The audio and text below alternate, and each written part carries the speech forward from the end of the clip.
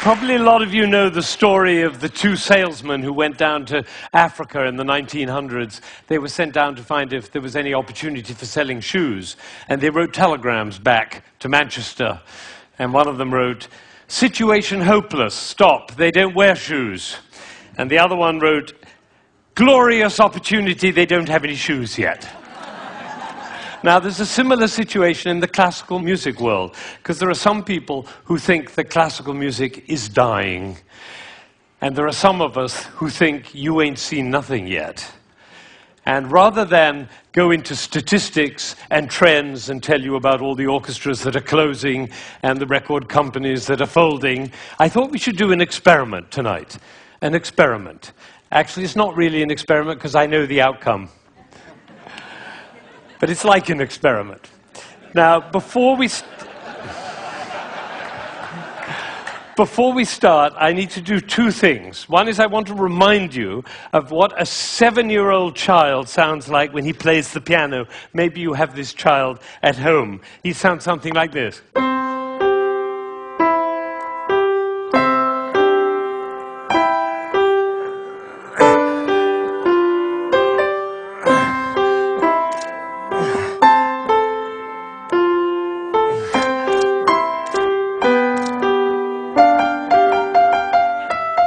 I see some of you recognize this child. Now, if he practices for a year and takes lessons, he's now 8 and he sounds like this. And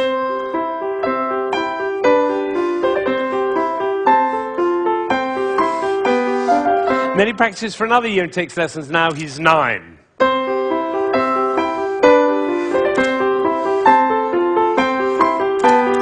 And then he practices for another year and takes lessons, now he's 10.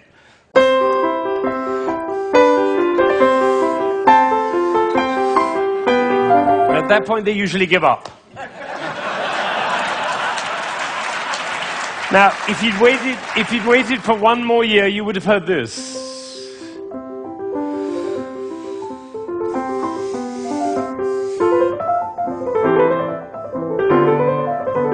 Now, what happened was not maybe what you thought, which was he suddenly became passionate, engaged, involved, got a new teacher, he hit puberty, or whatever it is. What actually happened was the impulses were reduced. You see, the first time he was playing with an impulse on every note.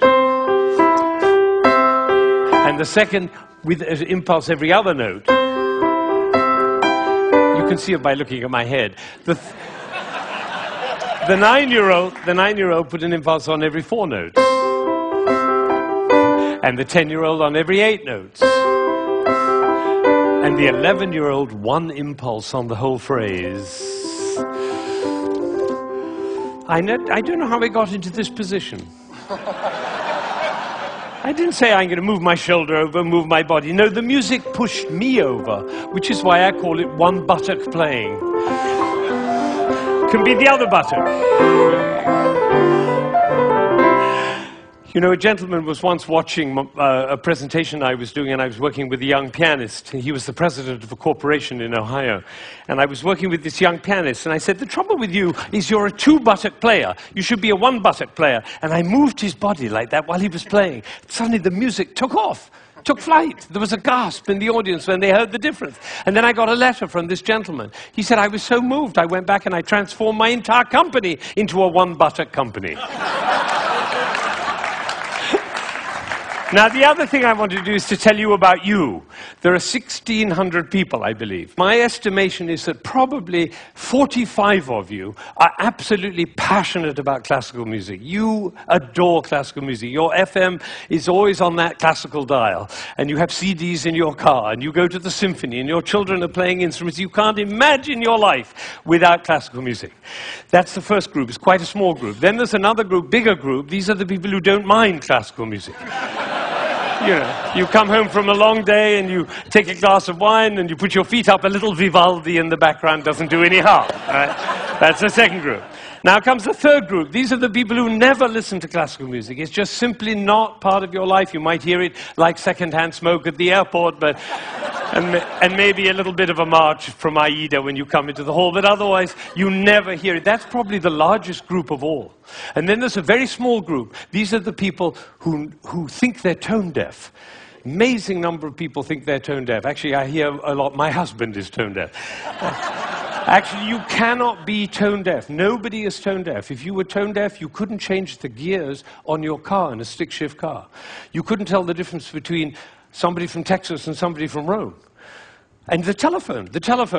If your mother calls on their miserable telephone, she calls and says hello. You not only know who it is, you know what mood she's in. You have a fantastic ear. Everybody has a fantastic ear. So nobody is tone deaf.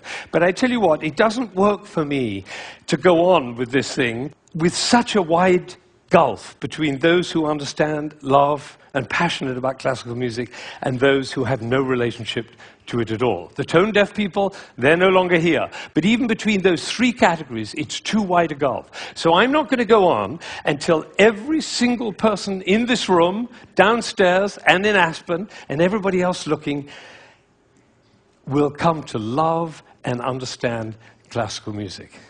So that's what we're going to do.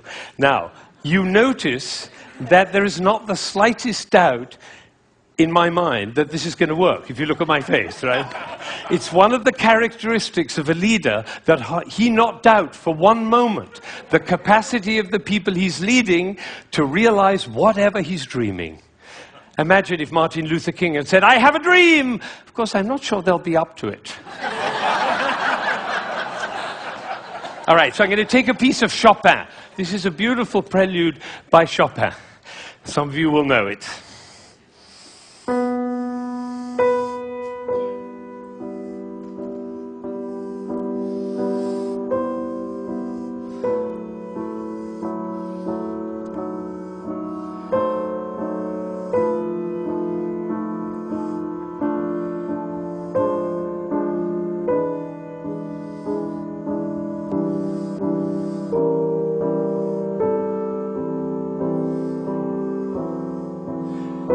I think probably happened in this room. When I started, you thought, how beautiful that sounds.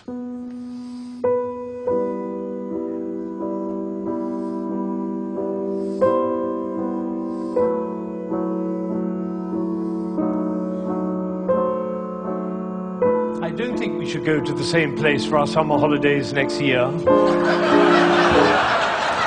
It's funny, isn't it? It's funny how those thoughts kind of waft into your head when we're listening to classical music. And of course, if the piece is long and you've had a long day, you might actually drift off. And then your companion will dig you in the ribs and say, "Wake up, it's culture!" And then you feel even worse. But has it ever occurred to you that the reason you feel sleepy in classical music is not because of you, but because of us? Did anybody think while I was playing, why is he using so many impulses? If I'd done this with my head, you certainly would have thought it.